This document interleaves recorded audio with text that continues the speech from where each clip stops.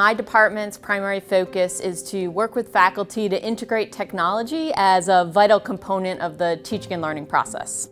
During the pandemic, Zoom has been a huge focus of ours in terms of helping faculty connect with students. Every single classroom needed the ability to simultaneously teach in-person students with remote students. For that, we immediately went to technology we already knew, which was Zoom Rooms. We needed something that was more portable and mobile and just easier to deploy to classes, and that's where the Zoom Cart came to be.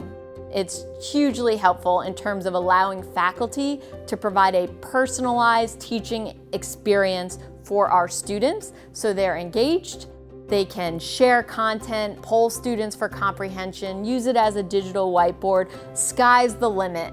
We've also implemented Zoom webinars for everything from open houses for incoming freshmen to an array of campus and university events, including commencement exercises.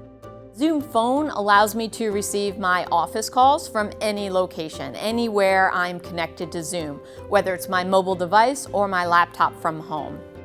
Zoom's been embraced and adopted and hugely beneficial for all of our business and academic continuity needs. It truly opens doors for us to reach students regardless of their geographic location.